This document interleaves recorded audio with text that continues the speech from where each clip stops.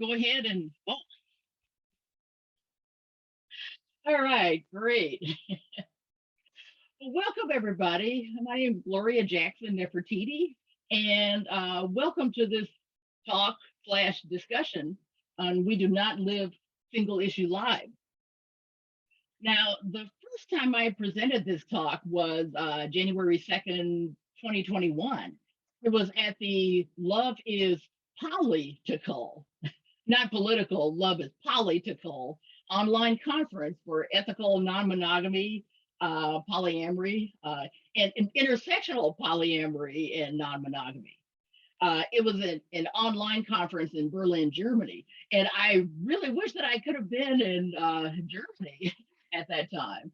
But one of the, I guess, the benefits of this pandemic is it allowed people to be able to participate in conferences and workshops virtually. Whereas if they had had to do it on their own, they would have had to pay for plane fare and hotel accommodations. So anyway, when I saw the word intersectional in the title for the Love is Political conference, I thought, oh my gosh, I just absolutely have to discuss intersectionality. So I'm going to first share the screen and bring up,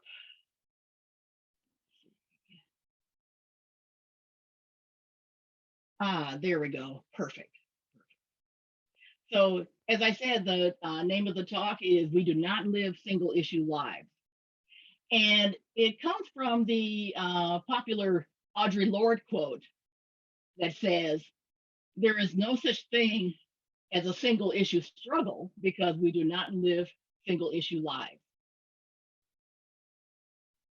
But first, what I want to do is I want to do a land acknowledgement. And now I know that even though this is virtual, it's based in Tucson, Arizona, So what I want to do is, first of all, I want to make sure that I'm pronouncing everything correctly. And if anybody has any ideas or any information as far as other tribes that should have been mentioned here, please let me know. So the land acknowledgement for Tucson is I would like to acknowledge that I am on the traditional land of the territories of the first people of Tucson, Arizona. The O'odham, Palm, Jude, the traditional Tohono O'odham Nation on the U.S.-Mexico border, the Sobe Purai indigenous group, and the Hohokam people, past and present, and honor with gratitude the land itself and these various tribes. And now at the bottom of the slide, it gives the website that I went to get the specific tribe information. And actually that information, that link is also in this handout that, I'll be giving out.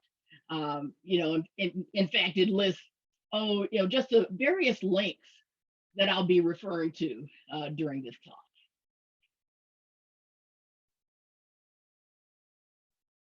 And so, as I mentioned earlier, Audre Lorde is the one who came up with the famous quote, there is no such thing as a single issue struggle because we do not live single issue lives. And Audre Lorde was a Black lesbian, poet, essayist, and activist who died in 1992.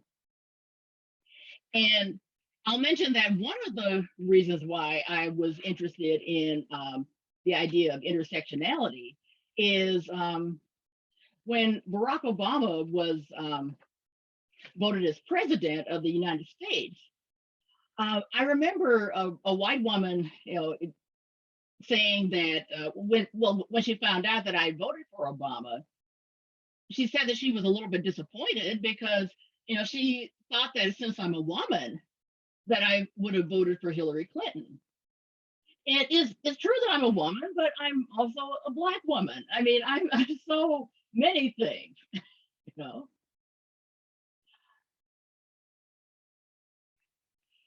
And what I have here, this is a picture of myself. Actually, it was taken by the Seattle photographer James Arzent. And I always make sure that I give him credit for this particular photo shoot that took place in 2019. And this is one of the most striking photos from that particular photo shoot. There were so many others, but that one especially I thought would be perfect for this talk. And what I'm doing is on each side, I list my various intersecting identities, and there's really so many more, but I had only so much room, so I'll just go ahead and go through them right now. um, Black, bisexual or queer, I'm a cisgender female, I'm autistic, polyamorous, an elder, I'm over 60 years old. Actually, I turned 65 in December last year. I'm sex positive, a breast cancer survivor. Yes, I've been in remission since 2014. I'm really thrilled about that. I'm also kinky, invisibly disabled, and I'm sure I'll be going into more detail as the class goes on. I'm young appearing, college educated, native English speaker, raised in the Deep South. Um, Actually, to be specific, I was raised in Mississippi. I'm a former fundamentalist Christian, a sexual assault survivor, raised poor, vegan, femme, US citizen, mentally ill. And actually, that's part of my invisible disability. Former cult member, domestic violence survivor, recovering alcoholic, fat or person of size, assigned female at birth. I'm from a large family. I'm the second oldest of 8. And I'm an atheist with pagan and Buddhist leanings. And one of the reasons why I bring up this page or this photo is because I just want to give you an idea of the many intersecting identities that we all have, And actually, just out of curiosity, if anybody feels comfortable raising their hand or unmuting themselves or putting in chat what some of your identities are, just as a result of looking at my list. I was wondering what identities you might have come up with. So so whoever wants to share, I always find that interesting.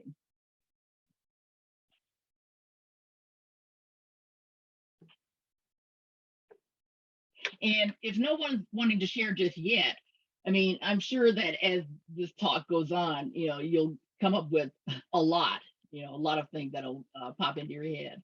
So, and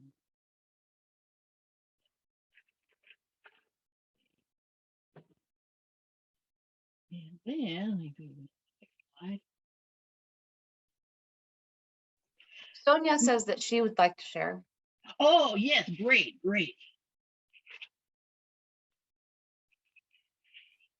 Can you unmute yourself? Hello, can you guys hear me? Yes. Okay. It's pronounced Son, by the way. I apologize. Thank you for that. And my pronouns are Z, zero, them. All right. Nice to meet you. Yeah, no problem. Just going off of some of yours, I'm also Black. I am trans/non-binary. I am on the autism spectrum as well. I'm also on the asexual spectrum. Um, I am disabled,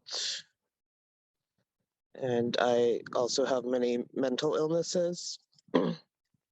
I'm just trying to think of the ones off the top of my head. Hmm. I was born and raised in the US. So yeah. English is my first language. So a native English speaker as well. Let me think. Huh? Oh, sorry.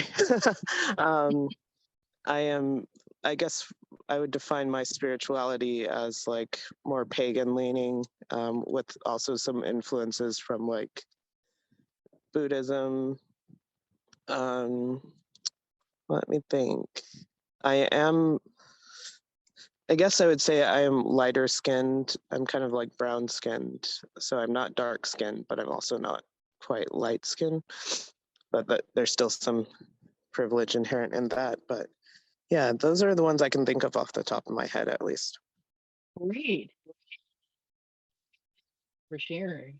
And I'm sure as the class goes on that, some others will probably come to you, which is, really common. And that's actually part of the fun, I think, of this workshop, because you learn so much about yourself. Great. Thank you so much for sharing. All right. And anybody else? Either in chat or if you want to unmute.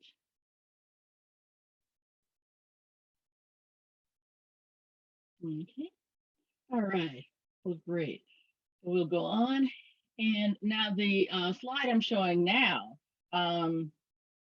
is referring to my memoir. Now, I didn't mention this on the previous slide, that showed my different intersections, but I'm in the process of writing my memoir. Most of it's complete. Well, I actually maybe more than half. Let's put it that way. I still have a long way to go. I started writing my memoir in this retreat that I took, basically another blessing of the pandemic, because it was an online retreat. It was in May 2020. It was called Write Your Book in a Weekend, which sounds too good to be true, but I'll have to say that I wrote 30,000 words that weekend, which is really cool. And the person who put on the online retreat is named Tom Bird, and the link to his workshops is also on the handout. So anyway, the very first class that I created was in 2017, that I first started teaching. It was called Transcending Shame. And so when I was writing my book, I just assumed that my first book was going to be based on the transcending shame, you know. But the more I started writing, I realized, hey, wait a minute, I'm writing my memoir, you know. Yeah, and so now when I tell people the title of my memoir, um, depending on who I tell, I'll usually just say the memoir is called A Different Drum. Well, that's part of the title. And I don't remember if this was said in my bio for this class or not, but the complete title of the book is A Different Drum, a Black polyamorous, mentally ill, former fundamentalist Christian / cult member and breast cancer survivor who just wants to fit in. I mean, you probably can't get much more intersectional than that. Okay, so what is intersectionality?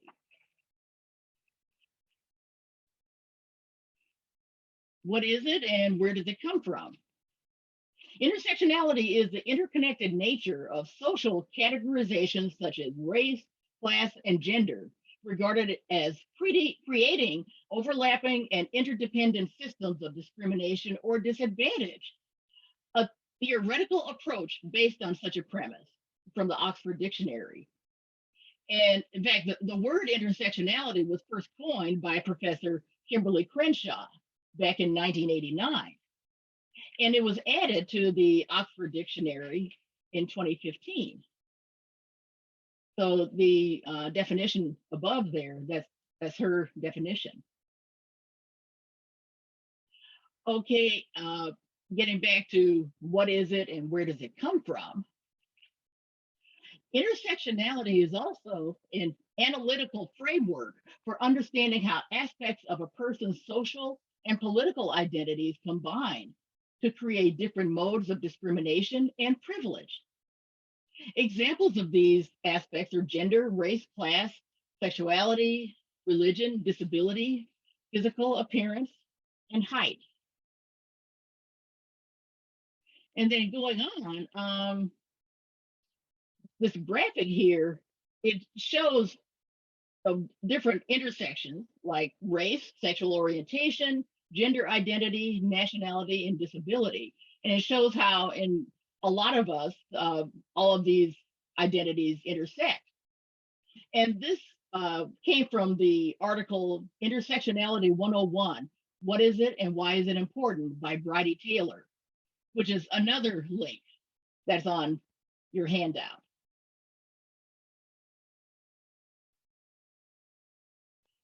And this is Professor Kimberly Crenshaw, who came up with the term intersectionality. And she says there are many, many different kinds of intersectional exclusions, not just Black women, but other women of color, not just people of color, but people with disabilities, immigrants, LGBTQ people, Indigenous people. The way we imagine discrimination or disempowerment often is more complicated for people who are subjected to multiple forms of exclusion. The good news is that intersectionality provides us a way to see it. And in the description for the class, I mentioned that a Black trans woman is a perfect example of intersectionality because as Kimberly Crenshaw, said in this last paragraph, the way we imagine discrimination or disempowerment often is more complicated for people who are subjected to multiple forms of exclusion. And so that would definitely include Black trans women. So now there's a TED Talk that Kimberly Crenshaw did. And the name of the TED Talk is The Urgency of Intersectionality. And so, so Linda, if you could go ahead and start the TED Talk, and I'll go ahead and stop sharing.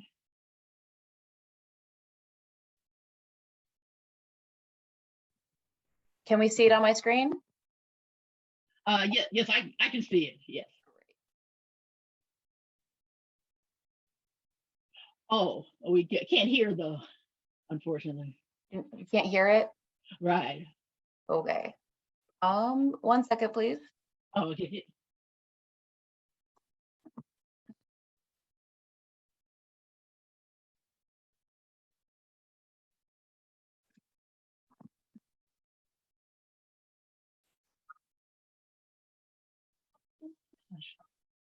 Is it not?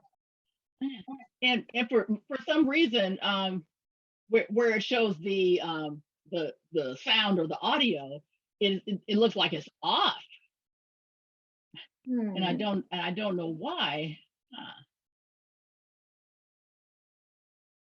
Is anyone else not, is everyone, no one can hear it when it's playing? Is that correct? I can't hear it. Okay. My apologies. I'm so sorry. Yeah, I mean, that happens sometimes. Let me see. Let's see.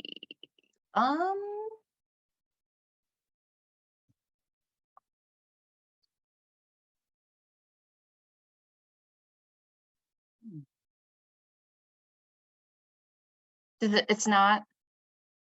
Yeah. Can you try bringing it up on your screen? Sure. All right.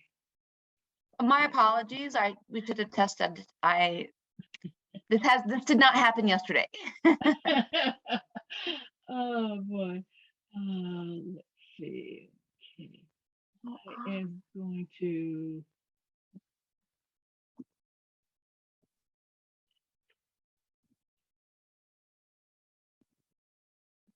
Mm, Yeah. I'm trying to get out of Yeah, hold on. the screen and so that I can Yeah. bring up my video. All right. Okay, so I'm gonna exit full screen and then I am going to go to let's see.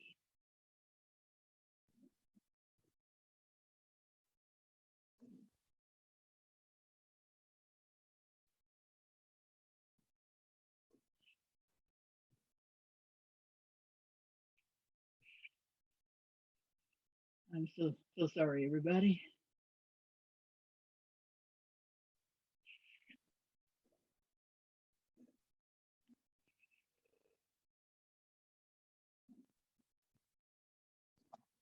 Okay, so I brought it up on my screen, and so let me go ahead and start sharing again. Just want to make sure that people will be able to hear it.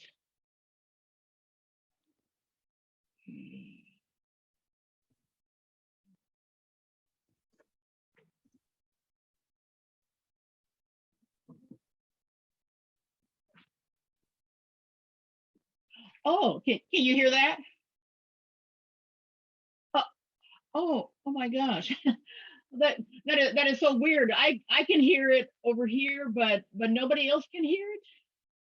Oh Nope. my gosh. Shoot. Let's see. So Hmm. I I'm sent so it. sorry, I sent everybody. a text out. Okay. So, but can we move on past this or? Yes. Why don't we go ahead? We have And, the link is in the chat room for anyone who wants to watch it. yes. Yes. So, okay, then let me go ahead and uh, stop the video and just gonna see if I can stop sharing. Oh my gosh. It says a pause share. Oh, stop share. Okay, there we go. All right. Okay. And now I can't hear you, Linda. Oh, you're I was muted. That's muted. why. That's Yeah, why. no, it's a little red button, so we're fine. All right. All right. Well, great. Can I'll you tell give you us an what. Let me. overview of what Kimberly was talking about? Yes. Let's see. She was basically talking about well, let's see. I'm going to exit the full screen here and actually what I'm going to do, well, no, I won't do that at all. I'm so sorry, everybody. Let me get back to full screen.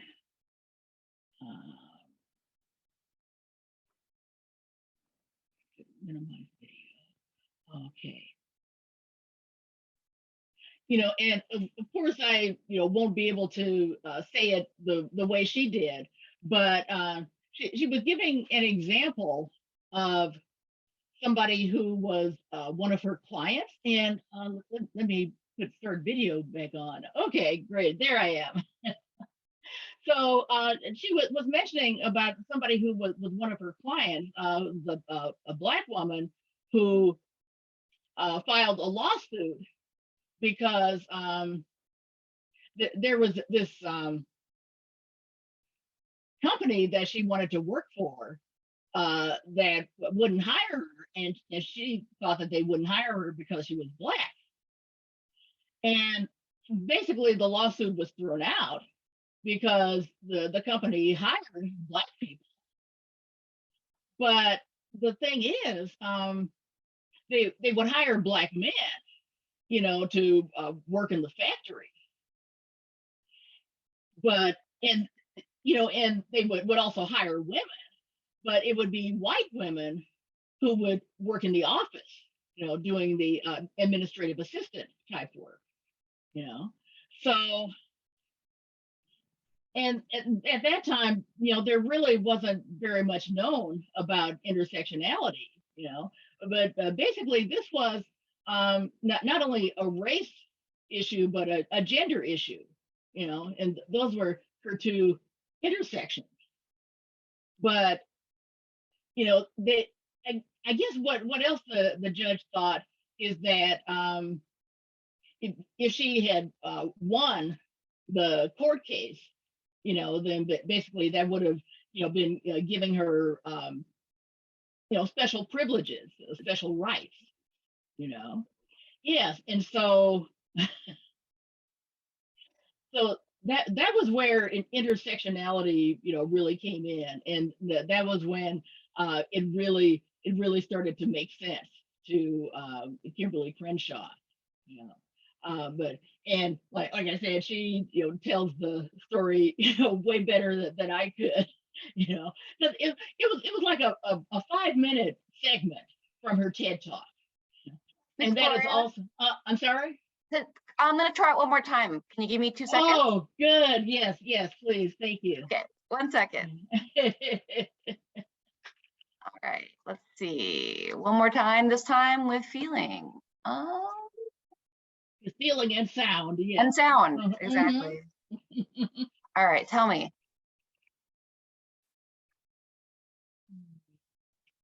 Dang it. All right. I apologize, I tried. We've been having some trouble with Zoom this week, and I guess it's just not doing what it needs to do. Oh my gosh. Oh well. Oh well. Okay. All I'll tell you right. what.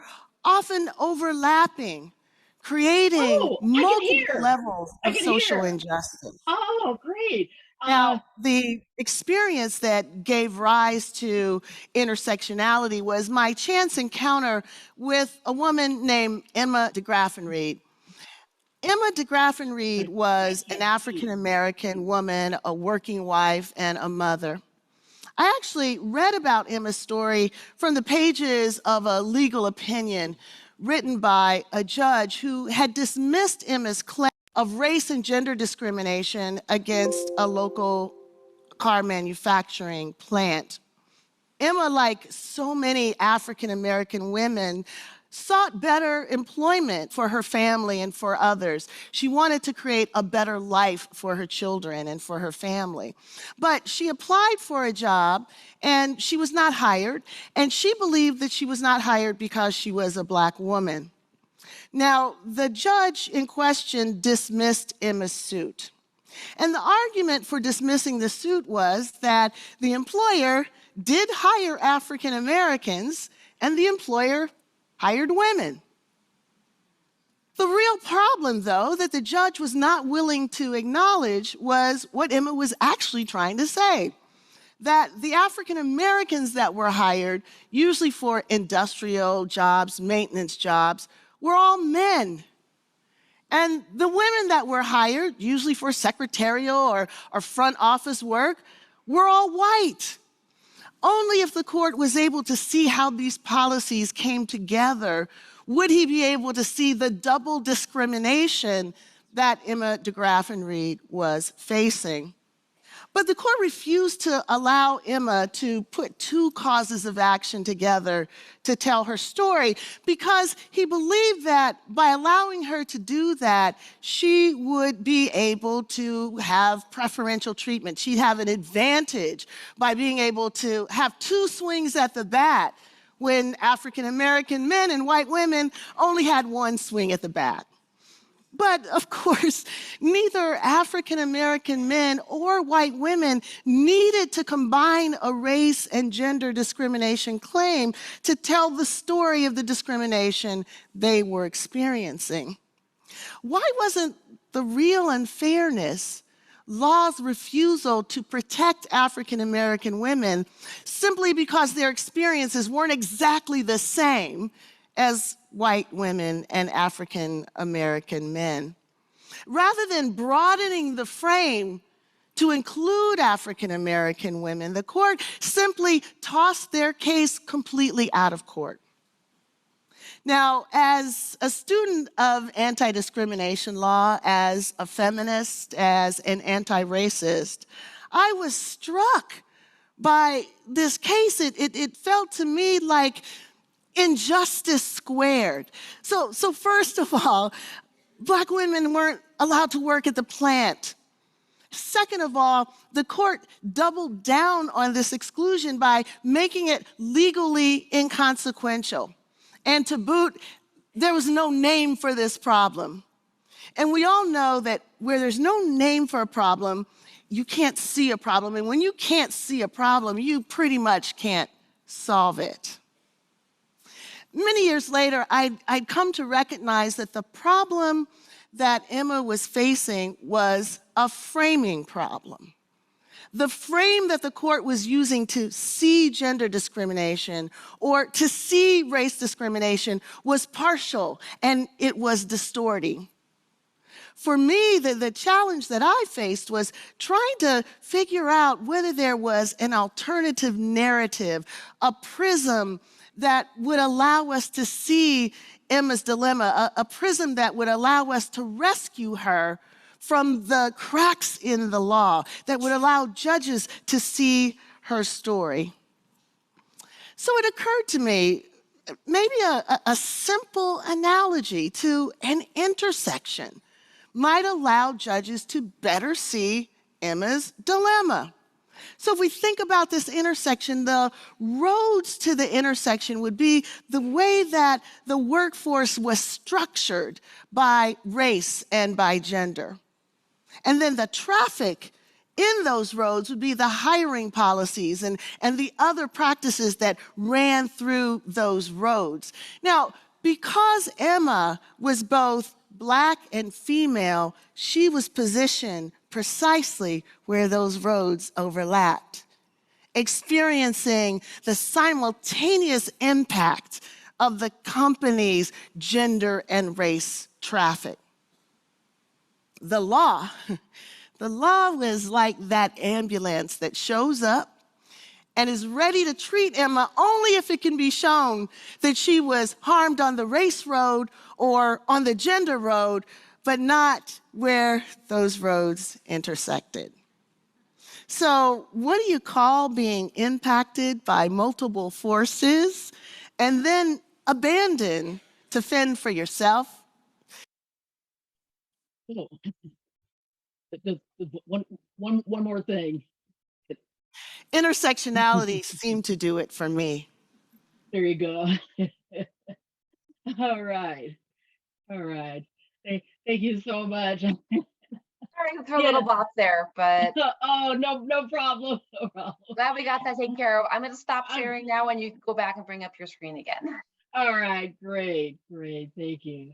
Yeah, so and as I said earlier, of course, she described the problem, way better than I could, and so but before I go on, go back to the slideshow, I was wondering if anybody had any questions or comments about the video. That either if you want to put in chat or if you want to raise your hand and unmute. This is a perfect time. I think it's one of the best explanations of intersectionality that I've heard. Very easy to digest, right? Where it's like, I'm in the middle here, like both of these things, and they're multiplicative, aren't they? It's not just one thing that's causing an issue, it's both of them, and it's, you're taking hits from both sides, Exactly. Yeah.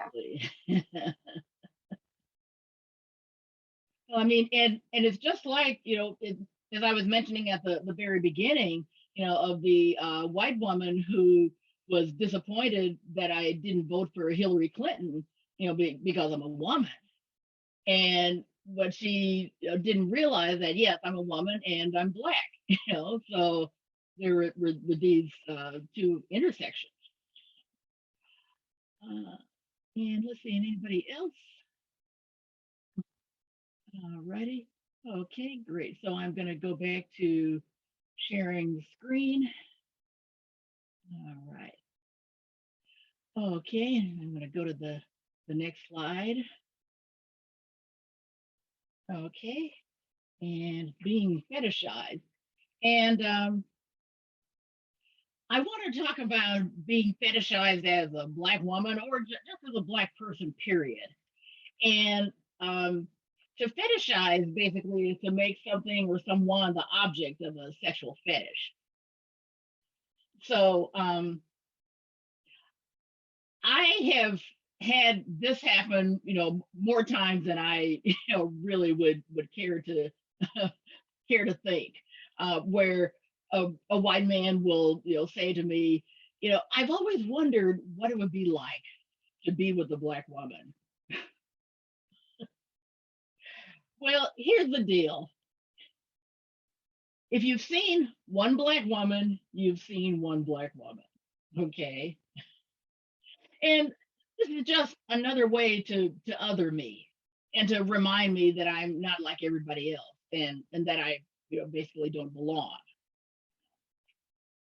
Now, there's this t-shirt that, I've seen it for years, and for years I've been saying I really need to buy that t-shirt. It's on the next slide. Because I'm poly, bi, and kinky, and I still won't sleep with you.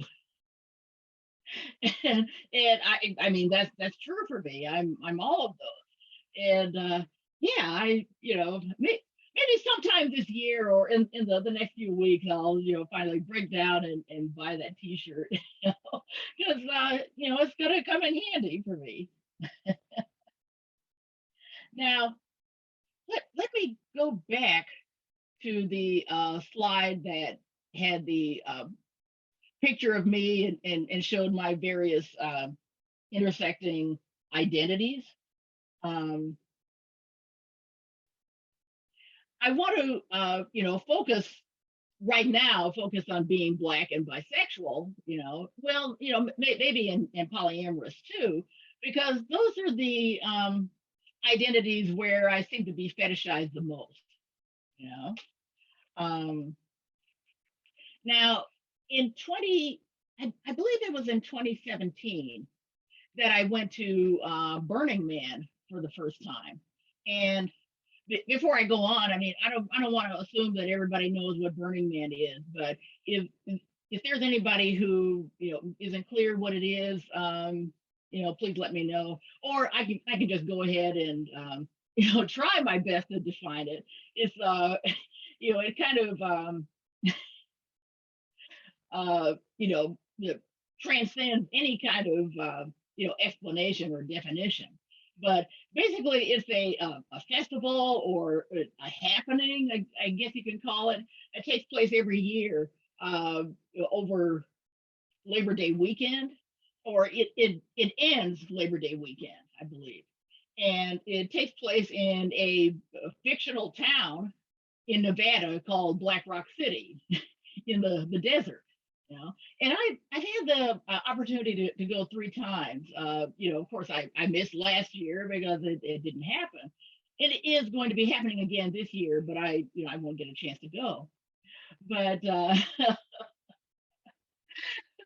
but anyway, so my first year there, I remember I was staying in this particular camp, and one evening I left the camp just to kind of browse around and basically to see what was going on, because it was brand new to me. And as I left the camp, a white man came out with me, and he said to me, my gosh, talk about getting off to a bad start.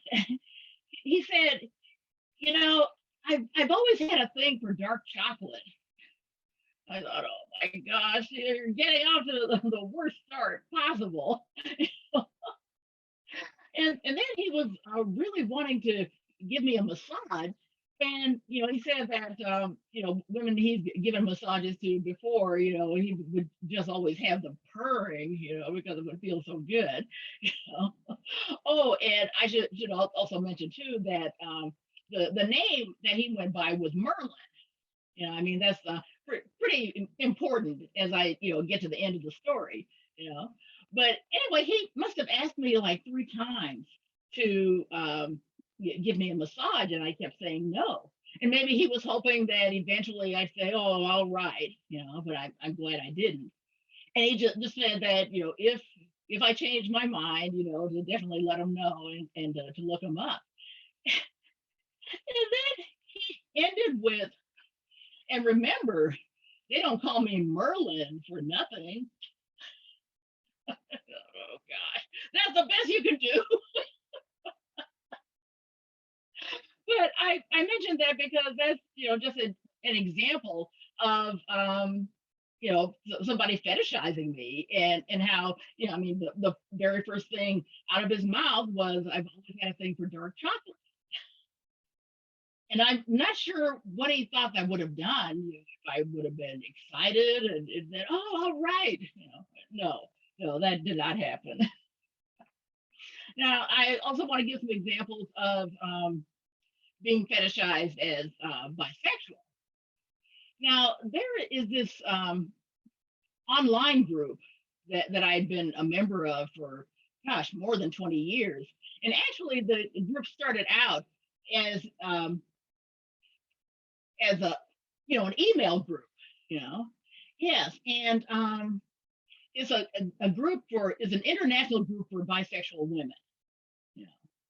And more recently, it's not necessarily an email group anymore, but it's now moved to Facebook. And this group would occasionally have these meetings or cons, just all over the US or all over the world, basically. I had a chance to go to a couple of them. One was in Vancouver, British Columbia. And I remember that was my first time getting to try mango sticky rice.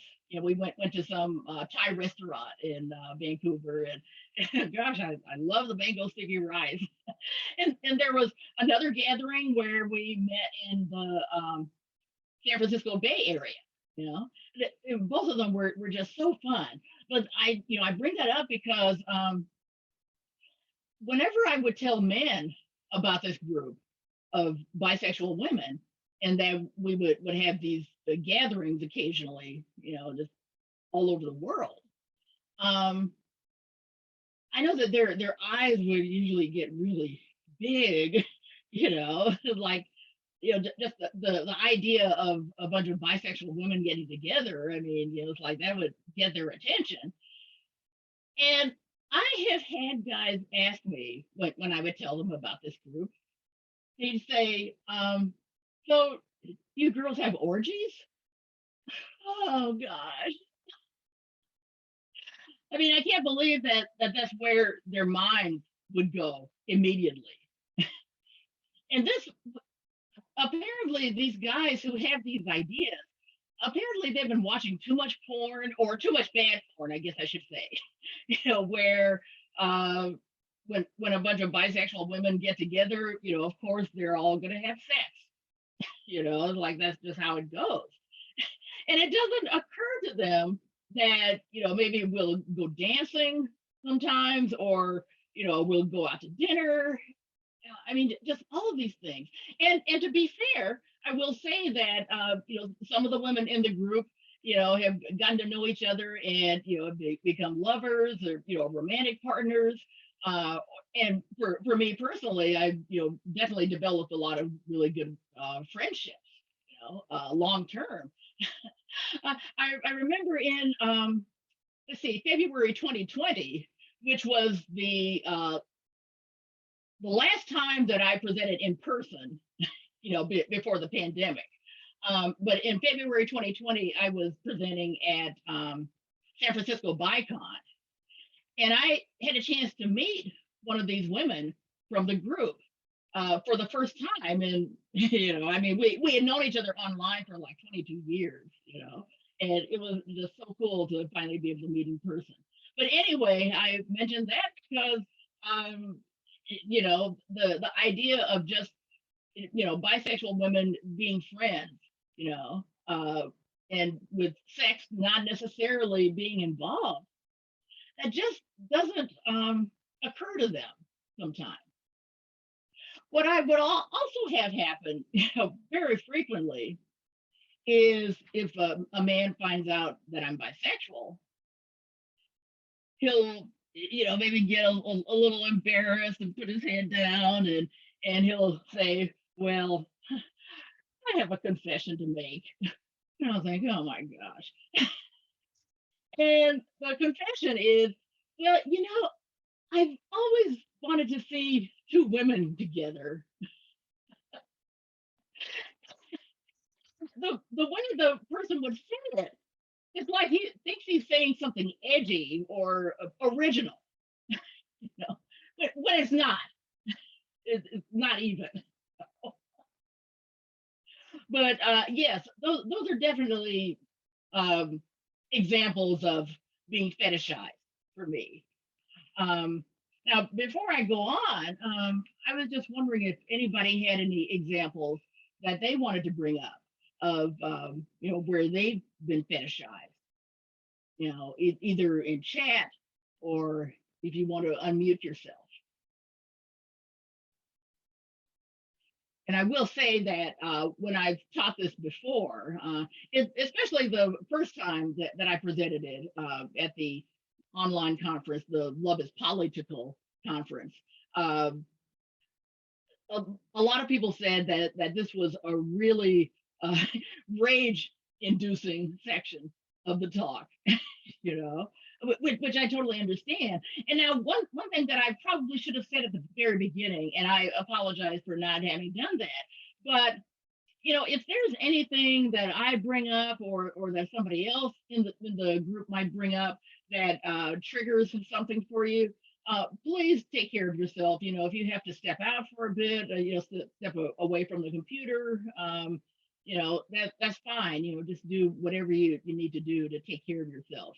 And and I mentioned that because thinking about how you might have been fetishized, yes, that it really makes me angry, so, and it probably makes a lot of you angry as well. So if anybody has anything they want to share about that, in chat or by unmuting, please feel free.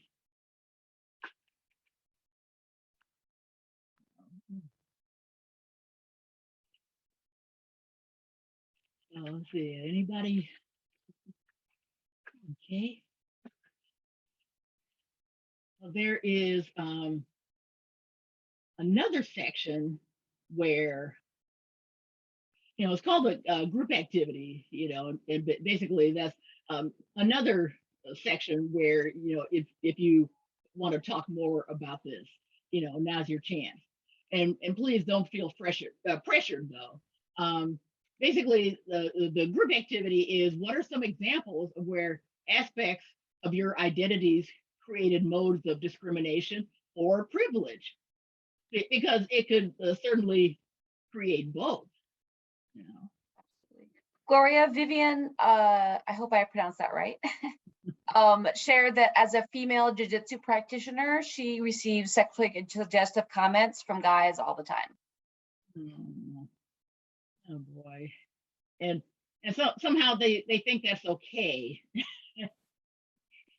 Oh gosh. Yeah, thanks for sharing that. It's really, really frustrating.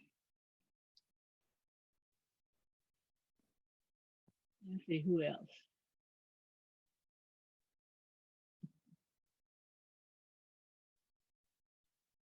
And I've already mentioned about aspects of my identity where it creates modes of discrimination. I didn't say so much about privilege, however, and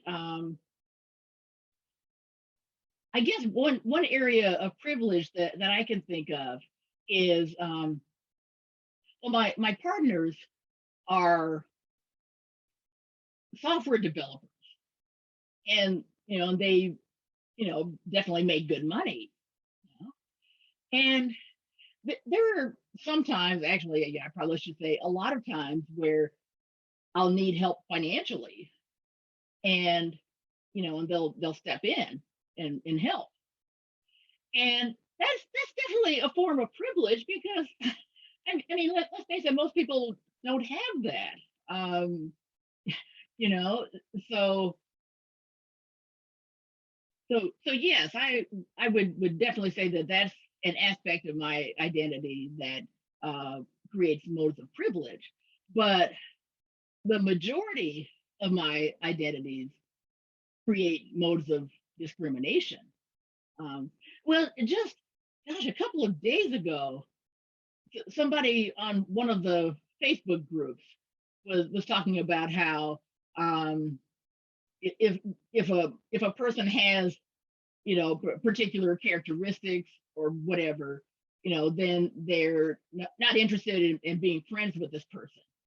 And one of the characteristics they listed was being vegan, which really offended me. I mean, yes, some vegans are jerks.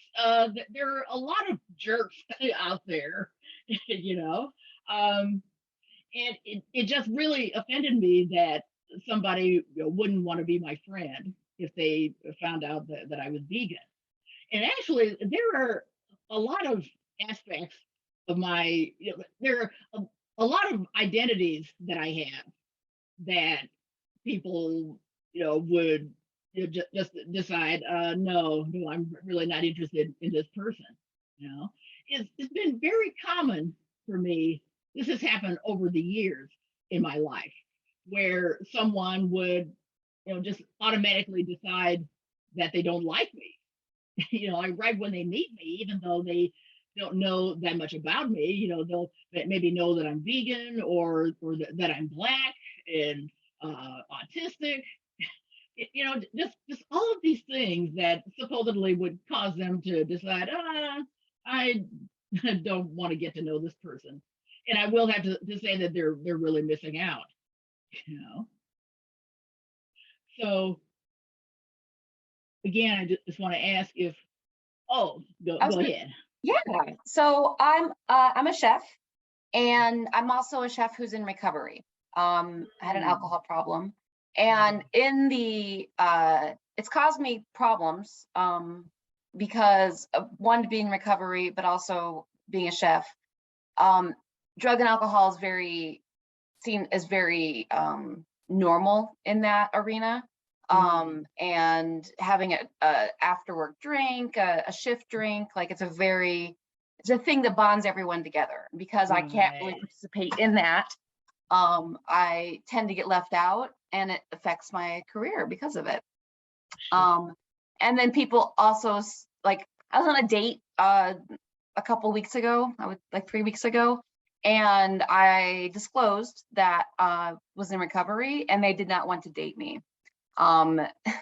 Because they had previous trauma with an addict in their life, and they just didn't want to go back down that same road, even though I've been in recovery for 3 years. So again, I mean, these are that is part of my identity now. And so, but it does create modes of discrimination in my life because of it. So that's really too bad that they would just make that decision without getting to know you, and Yeah. But yeah. they're, again, people get to have their opinions and their experiences. Sure. That's true. So, but that doesn't mean they're not discriminating, right? Right. Unfairly. Yes, really. One of my other identities is being mentally ill, and specifically I have ADHD, ADD, PTSD, depression and anxiety. and traumatic brain injury. Actually, that's from the domestic violence that I, had to deal with growing up. You know, and yes, I have had some people who I've been in relationships with who not only would they look down on me for having mental illnesses, but some of them would actually kind of make fun of me, which is really well, that's beyond ableist. I mean, that's just totally completely uncalled for, you know. So, is there anything else? Anybody else wants to share? Okay. All right. Great. Okay. Now, in 2020, I believe, well, yes, it had to have been in December 2020. This was like a couple of days before I got to participate in the Love is Political online conference for ethical and intersectional polyamory and non-monogamy. But a friend of mine, asked me to be one of the performers at a book launch that she was doing for a novel she wrote. And she wanted me to read some excerpts from my memoir, as well as to read some poems that I wrote. And I got to thinking that, well, since that conference had the word intersectionality in the title, I thought that I would write a poem about intersectionality, so I used that to read at the book launch. And I also, always love to end this this workshop, this talk, whatever, with this poem. And I dedicate the poem to Kimberly Crenshaw, who's the creator of the word intersectionality. So the name of the poem is Intersectionality, by Gloria Jackson-Nefertiti, copyright 2020, New Year's Eve. Black, what I lack, get back. I feel attacked. I can't turn back. Panic attack. Bisexuality, invisible disability. Abuse was my reality. I hold a bachelor's degree. Raised in poverty. Autistic, atheistic, altruistic, unrealistic. Assigned female at birth. Question my worth. Never experienced childbirth. You notice my girth. Mentally ill. Mountains into molehills. Life at a standstill. My religion was overkill. I assumed goodwill. Breast cancer victory. Life purpose is a mystery. Dysfunctional history. Kimberly Crenshaw. Thank you. Thank you, everybody. Thank you for being here. And I was wondering if before we go on, well, first I want to just give people an opportunity to make sure that they stay connected with me. And actually, all of this contact information is also on the handout. Let's see. In fact, actually, Linda, this is probably a good time to go ahead and put the link in chat. If anybody wants to download the handout, because the link should be at the top of the chat. I'll repost them for you. Oh, that'd be wonderful. That'd be great. Yes.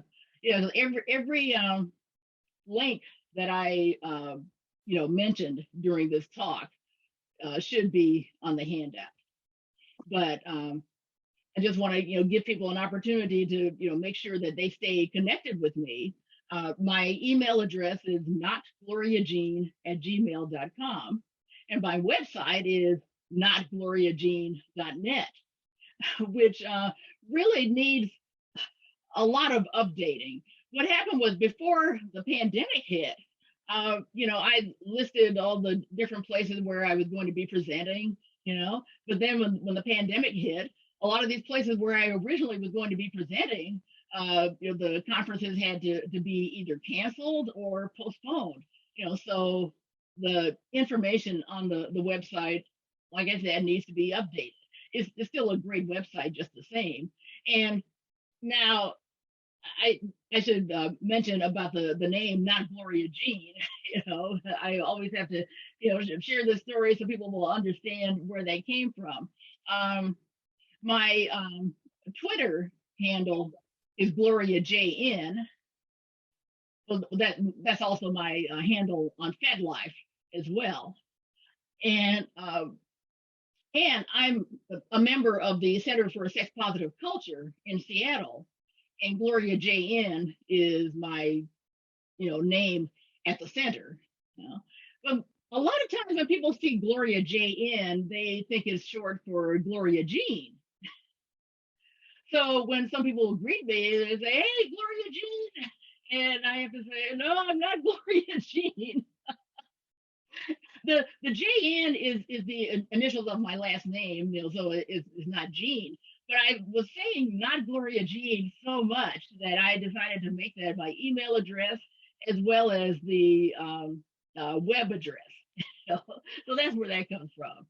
And then I also give my names for Facebook and Instagram, which is Gloria Jackson-Nefertiti. There's no dash; it's all one word. And Instagram is at Gloria Jackson-Nefertiti. So, and all that information is also on the handout. So before I go, I just want to see if anybody has anything they want to share. And let's see, now I'm going to stop sharing the screen right now. And notice that it looks like there's, a lot of stuff in chat.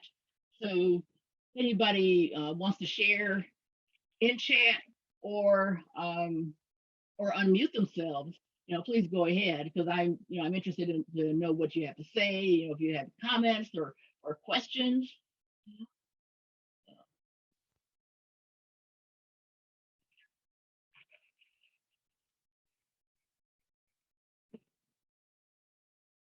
And I know I see a lot of stuff in chat, but I haven't looked to see what it says. No, we've covered everything in chat. Oh, great, wonderful, Yeah. wonderful. All right. Yep, open forum. Open forum. All right. And also while people are thinking, I want to go over the links that are in the handout, in the list of links for We Did Not Live Single Issue Lives.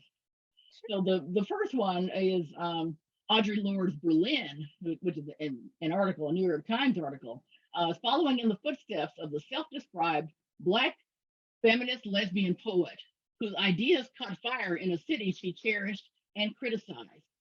And that's, in Berlin, Germany, which was where this Love is Political conference took place. Yes.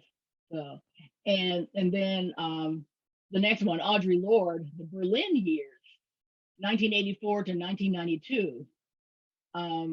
And that's a Vimeo link, to a video. And that's also a really, really good one. It's very, very insightful, I think. And, I thought it was especially important to include information about Audre Lorde, just because, being that she was the one who came up with the saying that there is no such thing as a single issue struggle because we do not live single issue lives. And then going on, Intersectionality 101, What is it and why is it important? By Bridie Taylor. And then Kimberly Crenshaw's TED Talk that we saw, a portion of, about 5 minutes of, the urgency of intersectionality. And then there's the native land acknowledgement. And so even though, sure, this conference is based in Tucson, Arizona, but, since we're watching it online, I'm sure that people are coming in from all over. I mean, I live in Seattle, for example, and I really, really love how, you can just type in your city and it will bring up the various tribes who, should be occupying that land, who aren't, sadly. And then, as I mentioned, toward the beginning when I was talking about my memoir, the Tom Bird method, weekend writing retreats. And he's the one who does the write your book in a weekend class, as well as some others. And once again, my contact information is down at the bottom. So, oh yes, and there's a website, Not Gloria Jean, and I don't know if you can see, but it was kind of faded, but in the background of this picture is the Space Needle. So that lets you it lets people know right away that I'm in Seattle. Yes. So let's see, and actually, if you could go down just a little bit, because there's something on the website that I want to show people. Let's see, there's this picture of me with a quote next to it. Okay, yes. One of the talks I do is called "What Do I Bring to a Relationship?" And I remember, oh gosh, maybe it must have been in like 2019 that I had a chance to hear Kevin Patterson, was one of my friends, and he wrote the book Love is Not Colorblind. I don't remember the entire title, but it has to do with race and representation in the polyamory community, and when I heard him speak this particular time, he was listing one of the questions that he has to ask himself is, what is my superpower? And I found that to be really helpful, especially during those times where I'm feeling down, and and my self-esteem is low, So I asked my partners to answer that question for me. And my partner, Jay, the way he answered it is he said, a superpower is your own story. You feel deeply, connect deeply, and act with empathy, turning your own experience into a message of liberation for others, transcending shame. And I especially thought that was cool because transcending shame was, the first workshop that I developed, So yes, I really, really like that. So even though the website needs to be updated, there are still some real gems on it, and this is one of them. Yeah. When's your memoir coming out? Originally, I said December of last year. So now I'm going to try for December of this year.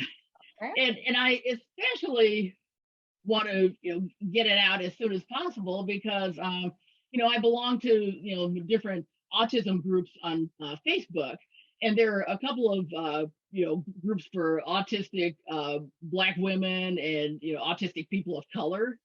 And when they heard about the book, they said, "You please hurry up with that book," because there's not a whole lot out there regarding autism and people of color. In fact, a lot of the time when you think of autism, you think of white men or white boys, and just as more recently, white women are included, but still. To think of a Black person or just a person of color, period, who is autistic, that doesn't compute for a lot of people. Yeah, there's not a lot of representation out there. Right, right. So I want to do my best to change that. Yeah. Yeah.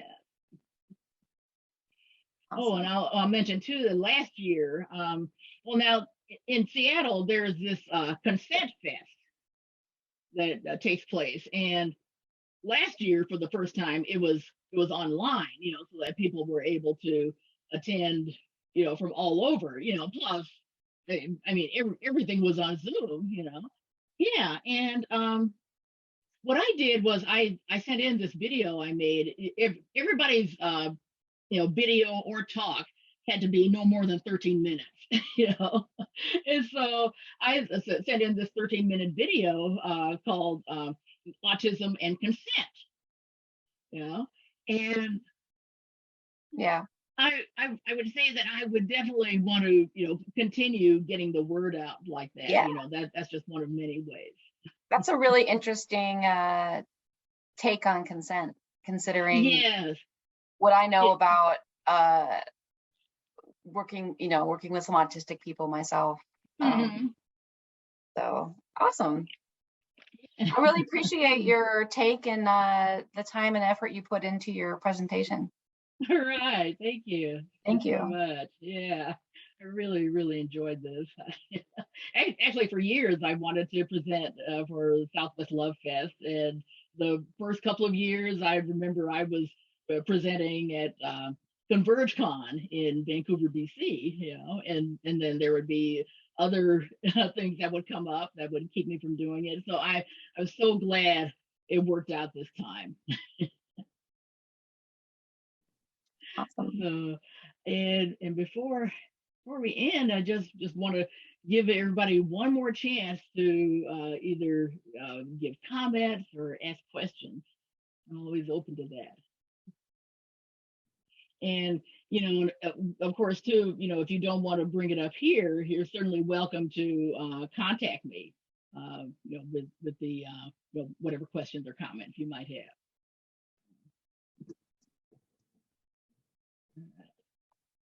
Looks like a quiet bunch, Gloria. Yeah. All right. Well, that's okay. I mean, that's not necessarily a bad thing. So. For a Saturday afternoon. Yes, there you go. Oh, Awesome. I said thank you. All right, you're welcome. Yeah, thanks so much for being here. Yeah. All right. Okay. Right. All right, I put your email address in the chat, and I will Great. stop recording, and we'll close this down. All Thank you very right. much. Okay. All right. Thank you. All right.